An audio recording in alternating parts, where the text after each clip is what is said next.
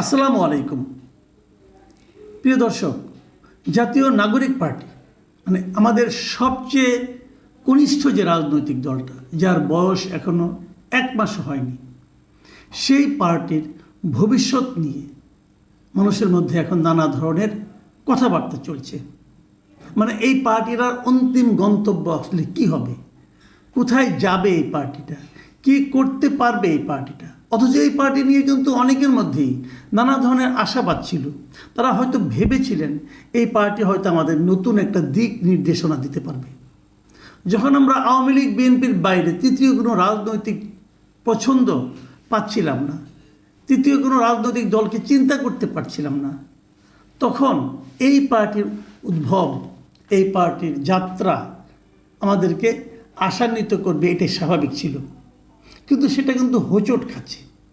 শুরুতে যখন তারা যাত্রা শুরু করেছিল, আমরা কিন্তু ভেবেছিলাম এই পার্টি হবে একটা নতুন চিন্তার দল, এই পার্টি হবে মেধাবী ছাত্র তরুণদের দল, এই পার্টি হবে একটা সৎ মানুষের দল, এই পার্টি হবে একটা ট্রান্সপারেন্ট দল।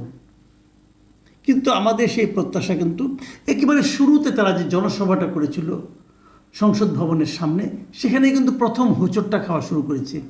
তারপর বিভিন্ন ঘটনা এই 1 মাসের মধ্যে তারা যত কিছু ঘটনা ঘটিয়েছে, আমার বিবেচনায় তার কোনো একটা ঘটনাকে নিয়ে আমি আশাবাদী হতে পারিনি, আমি ভাবতে পারিনি এই তো চাই। বরঞ্চ একাধিক ঘটনা ঘটেছে যা নাকি আমাদের আশাহত করেছে, আহত করেছে। সর্বশেষ যে ঘটনাটা নিয়ে আজকে আলোচনা করব সেটা হলো 2 দিন আগে, গত শুক্রবার, ওনাদের একজন নেতা হাসনাত আবদুল্লাহ যে স্ট্যাটাসটা দিয়েছিলেন সেনাবাহিনীকে নিয়ে, মানে ক্যান্টনমেন্ট নিয়ে, সেটাকে কেন্দ্র করে যা যা ঘটনা ঘটেছে সেটার দিকে আপনাদের একবার তাকান। আমি আজকে সোশ্যাল মিডিয়ায় একটা ফটো কার্ড পেলাম। সে ফটো কার্ডের উপরে লেখা দৈনিক ইত্তেফাক, নিচে লেখা ইত্তেফাক.com.bd। আমি জানি না এটা ইত্তেফাকের কিনা, কারণ আমি আসলে অতটা খোঁজ দেওয়ার সময় পাইনি। আমি দেখেছি এবং আমি ইত্তেফাকের নাম নিয়ে বলছি না। যে ফটো কার্ডটা আছে, আমি তাহলে ফটো কার্ডে কী লেখা আছে সেটা আপনাদের দেখাচ্ছি। কী লেখা আছে? 4 জন নেতার ছবি দেওয়া হয়েছে। এই 4 জনই হলো এই জাতীয় নাগরিক পার্টির। সবচেয়ে উপরে হাসনাত আবদুল্লাহ একটা বক্তব্য, ক্যান্টনমেন্টে আওয়ামী লীগকে পুনর্বাসনের পরিকল্পনা চলছে। তার নিচে সার্জিস আলমের একটা বক্তব্য, হাসনাত যেভাবে সেনাপ্রধানের বক্তব্যকে রিসিভ করেছে আমার কিছুটা দ্বিমত আছে। তার নিচে আব্দুল হান্নান মাসউদের একটা মন্তব্য, হাসনাত বা সার্জিস 2 জনের একজন মিথ্যা বলছেন। তার নিচে আরেকজনের বক্তব্য, নাসিরউদ্দিন পাটোয়ারির একটা বক্তব্য, হাসনাতের বক্তব্য সোশ্যাল মিডিয়ায় আসা উচিত হয়নি। আমি এই 4টা বক্তব্য বলি, দেখেন এরা 4 জনই একটা পার্টির লোক, সেটা কি জাতীয় নাগরিক পার্টি, এবং 4 জনই এই পার্টির কিন্তু শীর্ষস্থানীয়, মানে শীর্ষ 2টি পদে না, এরা আহ্বায়ক না অথবা সদস্য সচিবও না, তার নিচের পদগুলোতে এরা আছেন এবং মোটামুটি এরাই কেন্দ্রীয় নেতা, এরাই পোস্টার বয় এই পার্টি। এদের সবাইকে আমরা চিনি, বিভিন্ন টকশোতে এদেরকে আমরা দেখি, এদের কথা শুনি। এই 4 জনের বক্তব্য যদি আপনারা বিশ্লেষণ করেন তাহলেই বুঝতে পারবেন এই পার্টির মধ্যে চলছেটা কি। এই 4 জনের বক্তব্য কিন্তু প্রত্যেকে আক্রমণ করেছেন বক্তব্যটা। কেন? শুরুটা করেছিলেন কিন্তু হাসনাত আবদুল্লাহ। উনি একটা স্ট্যাটাস দিয়েছিলেন, সবাই ফেসবুকে স্ট্যাটাস দিয়েছিলেন, ফেসবুকে একটা স্ট্যাটাস দিয়েছিলেন, সেখানে বলেছিলেন যে আর্মি কি বলেছে, আর্মি কীভাবে আওয়ামী লীগকে পুনর্বাসন করতে চায়, অ্যাটসেট্রা অ্যাটসেট্রা। তিনি সেখানে বলেছিলেন 11 তারিখে তিনি আর্মিতে সেনানিবাসে গিয়েছিলেন, যে কার সঙ্গে দেখা করেছেন, কি বলেছেন না বলেছে, এগুলো বলেছেন। আর হাসনাত আবদুল্লাহর এই বক্তব্যের প্রেক্ষিতে নাসিরউদ্দিন পাটোয়ারি বলছিলেন যে এই বক্তব্যটা সোশ্যাল মিডিয়া আসা ঠিক হয়নি, এবং উনি আরেকটা কথা বলেছিলেন সেখানে, যে এই বক্তব্যটা শিষ্টাচার বিবর্জিত। তারপরে আবার সার্জিস আজকে একটা স্ট্যাটাস দিয়েছেন, সেখানে উনি অনেক লম্বা স্ট্যাটাস দিয়েছেন, ওটা আমি আপনাদের একটু পরে পড়ে শোনাবো যদি সময় পাই। সেখানে তিনি যে কথাটা বলেছেন, উনি কিন্তু হাসনাতের অনেক বক্তব্যের সঙ্গে একমত হননি। সেই পয়েন্টগুলো আমি আসবো। এবং তার প্রেক্ষিতে হান্নান মাসুদ বলেছেন, এই যে একমত হননি হাসনাতের সঙ্গে সার্জিস, এইখানে যে বিরোধটা, এই বিরোধে নিশ্চিতভাবে বোঝা যাচ্ছে যে 2 জনের মধ্যে যে কোনো একজন মিথ্যা বলেছেন। মানে সবচেয়ে নিরাপদ জায়গায় আছেন কিন্তু হান্নান মাসুদ, কথাটা সত্য যে একই বিষয়ের উপর দুইজন লোক যদি দুই কথা বলে তো একজন তো মিথ্যা অবশ্যই বলছেন, কোনো সন্দেহ নাই। তো উনি সবচেয়ে নিরাপদ জায়গায় একটা মন্তব্য করেছেন। কিন্তু আমার প্রশ্নটা হলো, এই মন্তব্যগুলি এখন বাইরে হলো কেন? এই মন্তব্যগুলো পাবলিক হচ্ছে কেন? এই প্রশ্নটা কিন্তু খুব জরুরি। আমি বরং সার্জিসের যে বিশাল স্ট্যাটাসটা সেটা সম্পর্কে আপনাদের একটু ধারণা দিতে চাই। এটা কিন্তু অনেক বড় স্ট্যাটাস, প্রায় 839 ওয়ার্ডের আমি একটা স্ট্যাটাস পেয়েছি। তার মানে বিশাল একটা স্ট্যাটাস। কিন্তু এত বড় স্ট্যাটাস সাধারণত আমি কখনো দিইনি আমার জীবনে। তো সেখানে উনি কী লিখেছেন? অনেক কথা লিখেছেন যে সেই দিন হাসনাতের সঙ্গে সার্জিস বলছেন যে আমিও ছিলাম, আমাদেরকে কেউ ডাকেনি, আমরা বরং সেনাপ্রধানের সঙ্গে দেখা করতে চেয়েছিলাম, সেই জন্য আমাদের সঙ্গে দেখা হয়েছে, সেনাপ্রধান ছিলেন, আমরা ছিলাম, সেখানে অনেক কথা হয়েছে। এবং সেই কথাগুলোকে আমি একটু পড়ে শুনি একটা লাইনটা, যে রিফাইন্ড আওয়ামী লীগের জন্য চাপ দেওয়ার, কমার মধ্যে চাপ দেওয়ার যে বিষয়টি এসেছে, সেখানে চাপ দেওয়া হয়েছে এমনটি আমার মনে হয়নি। হাসনাত বলছেন চাপ দেওয়া হয়েছিল রিফাইন্ড আওয়ামী লীগ করার জন্য, সার্জিস বলছেন যে ওটা চাপ দেওয়া হয়েছিল এরকমটা ওনার মনে হয়নি। আবার আরেকটা কথা সার্জিস বলেছেন, তবে রিফাইন্ড আওয়ামী লীগ, সাবের হোসেন, শিরিন শারমিন চৌধুরী, সোহেল তাজ এসব নিয়ে কথা হয়েছিল। সোহেল তাজ কিন্তু এই নামটা কিন্তু আমরা নতুন পেলাম, কারণ হাসনাতের বক্তব্যে, হাসনাতের যে স্ট্যাটাস, সেখানে সোহেল তাজের নামটা উল্লেখ ছিল না, বরং সেখানে ছিল কাজী শেখ তাপসের নাম।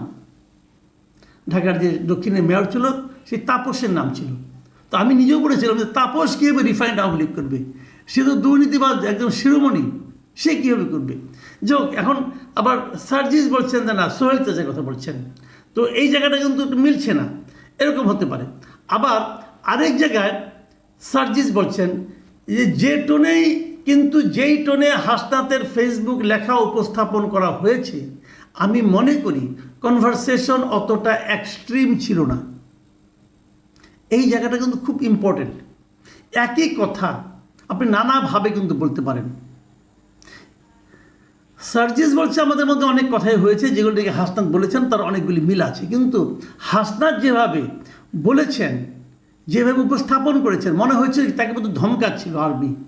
কিন্তু সার্জিস বলছে ব্যাপারটা তা না, অতটা এক্সট্রিম কনভারসেশন হয়নি, বুঝেন কিন্তু।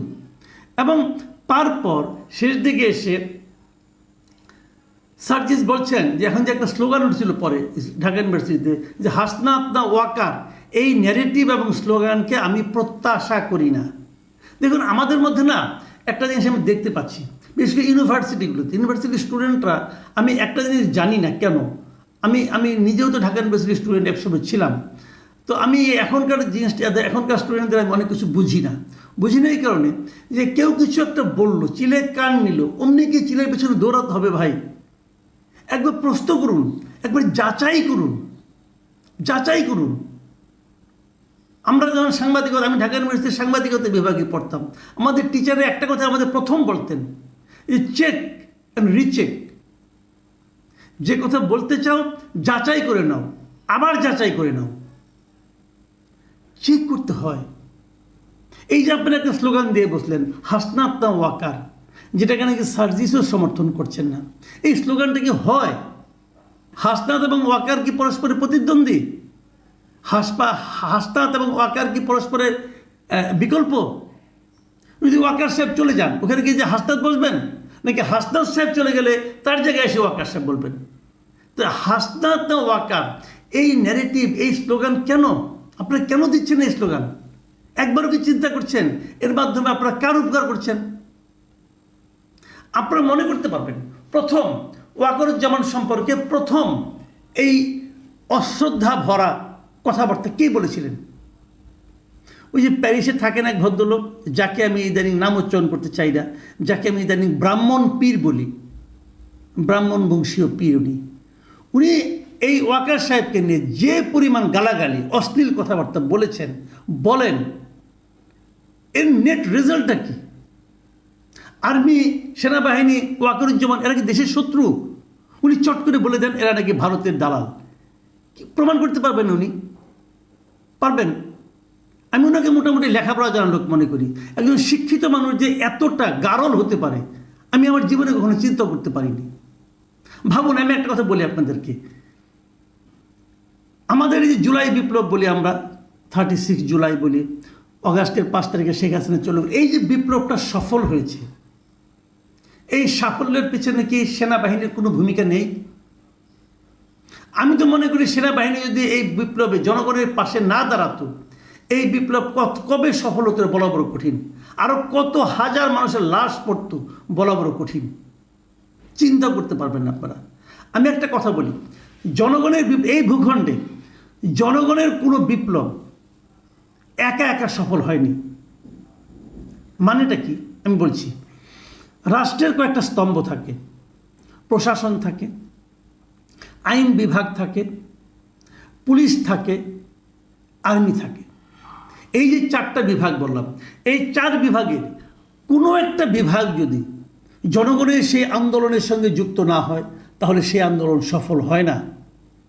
আপনি একটা একটা করে এক্সাম্পল দিয়ে আপনাকে বলি জিনিসটা। মনে করে দেখুন, 71 সালে সেই জনগণের আন্দোলনের সঙ্গে এই 4টা বিভাগের একমাত্র প্রশাসন ছাড়া সবাই ছিল, আন্দোলন সফল হয়েছিল। তারপরে যদি আমি ধরি এরশাদ বিরোধী যে গণ অভ্যুত্থানটা হলো, সে আন্দোলনে দেখেন সেনাবাহিনী কিন্তু এরশাদকে সাপোর্ট দেয়নি, যে কারণেই আমরা এরশাদকে ফেলতে পেরেছিলাম। জনগণ আন্দোলন করেছে, কিন্তু ওই 4টা বিভাগের যে কোনো একটা যদি সরকারের সঙ্গে দ্বিমত না করে, জনগণের কাতারে এসে না দাঁড়ায় শাসকের পরিবর্তে, তাহলে আন্দোলন সফল হয় না। আমরা যদি 96-এর কথা ধরি, 96 কিন্তু প্রশাসন সাপোর্ট করেছিল জনগণের আন্দোলনকে, যে কারণে আমরা তত্ত্বাবধায়ক সরকার পেয়েছিলাম। আবার যদি 2007-এর কথা ধরি, তাহলে কিন্তু ইয়াজউদ্দিন সরকার কিন্তু 2007-এর জানুয়ারিতে ইলেকশন প্রায় করেই ফেলেছিল। জানুয়ারির 11 তারিখে যদি সেনাবাহিনীর সাপোর্ট না দিত তাহলে কিন্তু ওই ইলেকশনটা হয়ে যেত। কাজেই কোনো না কোনো একটা পার্টকে সাপোর্ট দিতে হয়, হয় 96-এর প্রশাসনকে সাপোর্ট দিতে হয়, না হলে 91-এর আর্মিকে সাপোর্ট দিতে হয়, না হলে 2007-এর আর্মিকে সাপোর্ট দিতে হয়, না হলে 71-এর প্রশাসন ছাড়া সবাইকে সাপোর্ট দিতে হয়। এবং এবারও তাই হয়েছে। এবারও আর্মি জনগণের আন্দোলনের সঙ্গে ছিল। ভাবুন তো একবার, যদি ওয়াকারুজ্জামান না থেকে এখানে যদি শফিউদ্দিন সাহেব আগের যিনি ছিলেন তিনি যদি থাকতেন আর্মি চিফ, হতো আন্দোলনটা এভাবে? আর্মি ভূমিকা পালন করতো? আর্মি কিন্তু একই থাকতো। কাজে আর্মিতে কে আছে? অথবা যদি এর আগে আজিজ সাহেবের কথা বলি, উনি থাকলে কি এভাবে সাপোর্টটা পেতাম আমরা? আর্মি কিন্তু এক আছে। নাইটাকে চেঞ্জটা কোথায়? কমান্ডে, কমান্ডের চেঞ্জ। সেক্ষেত্রে আমি তো বলবো আর্মি যে জনগণের সঙ্গে ছিল, এর জন্য তো all credit goes to Wakeruzzaman. তার বিরুদ্ধে এখন আপনার অভিযোগ তুলছেন সে শেখ হাসিনার আত্মীয়। তো শেখ হাসিনার আত্মীয় হয়েও তো উনি শেখ হাসিনাকে সাপোর্ট দেননি, জনগণের পক্ষে দাঁড়িয়েছেন। তাকে প্রতিপক্ষ বানায়েন না। ওই পীর সাহেব কি বললো সেটা শুনে নাইচেন না প্লিজ। দেশটাকে অস্থিতিশীল বানায়েন না। আমি বুঝি এগুলি কেন হচ্ছে। এগুলি হচ্ছে একটা মাত্র কারণে, যে একটা আওলা ঝাওলা বাধাইয়া নির্বাচনটাকে পিছিয়ে দেওয়ার জন্য। আমি আর কোনো কারণ দেখি না। আর এতে ফলটা কি দাঁড়াচ্ছে? এটা করতে যে খোদ এই নতুন পার্টিটার মধ্যে একটা অন্তর্দ্বন্দ্ব তৈরি হচ্ছে। আজকে আরও দেখতে পাচ্ছি এই পার্টির অনেক সমর্থক, অনেক কর্মী নানা ধরনের কমেন্ট কিন্তু করছে। বেশি দূরে আমি যাব না, আমি খালি একটা কমেন্ট আপনাদেরকে পড়ে শোনাতে চাই। আপনারা শুনুন সেই কমেন্টটা কী বলেছেন উনি। সেই কমেন্টটা, এই যে সার্জিসের যে ইটা আছে, এই স্ট্যাটাসটা আছে, সার্জি যে স্ট্যাটাসটা দিয়েছে, সেই স্ট্যাটাসটার নিচে একজন ভদ্রলোক একটা কমেন্ট করেছেন। ভদ্রলোক একটা কমন নেম, অনেকে তাকে চেনেন, মিস্টার হাবিবুর রহমান জুয়েল। উনি একটা কমেন্ট করেছেন। এই কমেন্টটা পড়েই আমি আমার আজকে বক্তব্য শেষ করব। মিস্টার হাবিবুর রহমান জুয়েল সার্জিসের এই স্ট্যাটাসের নিচে লিখেছেন, আমি তোমাদের কাজকর্ম দেখি আর অবাক হই। এতটা অপরিপক্ক কি করে হও তোমরা? জনগণের একটি সুন্দর স্বপ্নের অপমৃত্যু ঘটিয়েছ তোমরা। তোমাদের রাজনৈতিক দল এনসিপির ভবিষ্যতেও অন্ধকার করে ফেলেছ, ভবিষ্যতও অন্ধকার করে ফেলেছ। তোমাদের ব্যক্তিত্বহীন আচরণ ঢাবির শিক্ষার্থী হিসাবে আমাদেরও লজ্জায় ফেলে দিচ্ছে। তোমরা এক একজন এক এক কথা বলো, কারোর সাথে কারো সমন্বয় নাই, আলোচনা নেই। সেনাপ্রধান অপরিপক্ক বলেছেন, তিনি যথার্থ বলেছেন। আমি বিরক্ত হয়ে গেলাম। রাজনৈতিক দল হিসাবে তোমরা এগুতে পারবে বলে আর মনে হচ্ছে না। প্রিয় দর্শক, এটাই আমার প্রশ্ন। রাজনৈতিক দল হিসাবে এনসিপি কি খুব বেশি দূর আর অগ্রসর হতে পারবে যদি তারা এ ধরনের অবিমৃষ্যকারিতা, এ ধরনের এলোমেলো কথাবার্তা, এ ধরনের এলোমেলো আচরণ, এ ধরনের হঠকারী আচরণ অব্যাহত রাখেন? তাহলে খুব শিগগিরই কি এই দলটা মুখ থুবড়ে পড়বে না? আর এই দলটার মুখ থুবড়ে পড়ার অর্থ হচ্ছে আমাদের দেশের অগণিত সাধারণ মানুষের প্রত্যাশার মৃত্যু হওয়া। প্রিয় দর্শক, আপনারা ভাবুন। আর এনসিপি যারা কর্মকর্তা নেতৃবৃন্দ, তাদেরকে আমি অনুরোধ করব, আপনারাও জনগণের প্রত্যাশার কথা ভাবুন।